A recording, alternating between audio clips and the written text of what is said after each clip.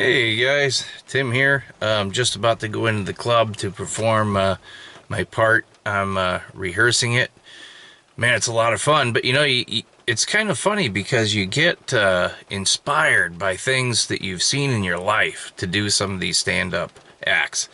Like, for example, I talk a little bit about when I was a kid, my grandmother had a portrait of Slade Jesus in the room, and she used to make me and my cousins and my brother stay in that room, and we all hated it. Oh man, because it was just morbid, and then the eyes of that portrait like followed you all the way across the room, no matter where you moved. So we all complained about it, me and all my cousins, and she got mad at my oldest cousin once and said, that Jesus, he watches over you. And I think I remember him saying, yeah, that's the problem. That's just not the way I like to think of Jesus, guys. Then, the whole Easter thing I talk about a little bit. And, I talk about they added the eggs and the rabbit and the colored eggs, to make it more fun, but it distracts from the purpose of Jesus' sacrifice at that time.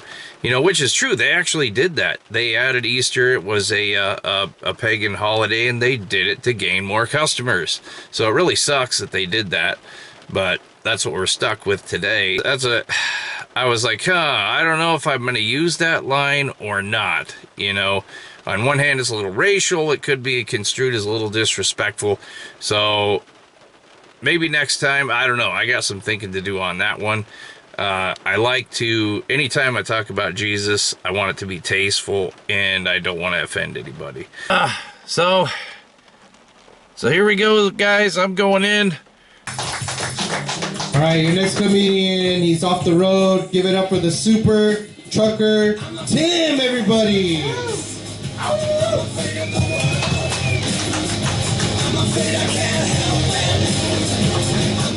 How's everybody doing? Good. You brought up circumcision. I gotta tell you this joke. Sorry about that, guys. So anyhow, guys, it was kind of a weird time. Last weekend it was nice and 14 on the Israeli calendar.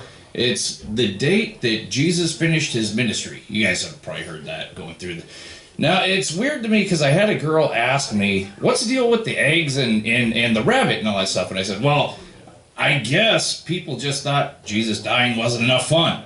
So they decided, well, we got to add some stuff to it, which I don't understand personally. Another thing I don't understand is Jesus was unapproachable light at one time. For 3 years, he did an earthly ministry, then became unapproachable light again. But people are only concerned with what he looked like when he was on earth, which is weird. You got your white Jesus. White Jesus his hair is cropped. He's got a clean-cut beard. He looks like he works at Kohl's. Then you got Black Jesus. I've seen Black Jesus. Black Jesus is hip. He's even got a YouTube channel on YouTube. You guys have seen that. There's also Japanese Jesus. I was blown away. This guy, he's got a kimono. He's clean-cut. Looks like a samurai without the sword, but still I was like, dude, why is it so important to everybody that Jesus looks like them? I'm like, I don't care about a blue-eyed, blonde-haired Jesus. I don't care what he looks like. What this is, a sacrifice is important. That being said, it's not just that. It's also the culture. It's very cultural. I grew up, I'm half Jewish, so my grandma taught me Jesus' original recipe. And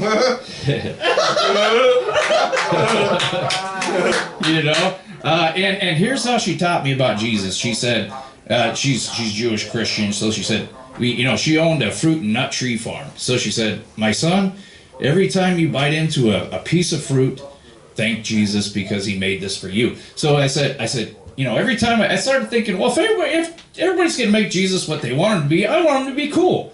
So I'm like, I'd bite into a piece of fruit, and I go, hey, thanks, man. My compliments to the chef. Thanks, dude. That was really cool. And I enjoyed these fruits. Well, then I got to know the other side of my family, Portuguese Jesus. Now, I would stay in this back room at my grandma's place, And there's this poor Jesus. He's beat up, and man, he's up against this piece of wood. He's got barbed wire and crap all over him. He's just beat to hell. And my grandma says, "This is your room. You're staying back here." And I go, "No, I ain't. No, I ain't. I am not staying back there." And I said, "I'm sorry, Grandma. I like Jesus, Jewish Jesus, way better than Portuguese Jesus." And she did not like that. Didn't make her happy. But then, I started talking to a buddy of mine, and his ministry was 3.5 years, right? I said, "You know what? We're more civilized today. We're a better people. We wouldn't have killed somebody for doing what he did." And then I started really thinking about it. Is that true, though? Because think about it. Jesus was healing all these people, making them, all kinds of problems they had. So he would have put Big Pharma and Medicare out of business in one day. And if that's not bad enough, he's telling people, "Hey, man, you know what? You're worth the crap. You're worth something." What do you think the politicians would do? Oh, we can't have that. People thinking they're worth it. People thinking independently, we can't have that. And then he starts talking about, there's a scripture where he says, every man and friend will build houses and not someone else have occupancy. You'll build your own houses. So he just put huge construction and renters and tyrannical renters out of business. Dude wouldn't last 3.5 days, much less 3.5 years in our world, in our time. Are you kidding me? But anyhow, guys, just something to think about. It's a great time of year, and that's my time. Thanks.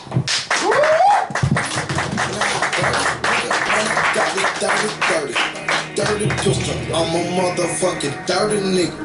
Dirty niggas like Super Trucker Tim, everybody. Go ahead and follow him on his YouTube channel. What's the name of it? Super Trucker Tim. What's that? Super Trucker Tim. It is Super Trucker Tim. All right, follow him on his YouTube channel, Super Trucker Tim. He's got 90 followers, guys, and subscribers. My boy's blowing up.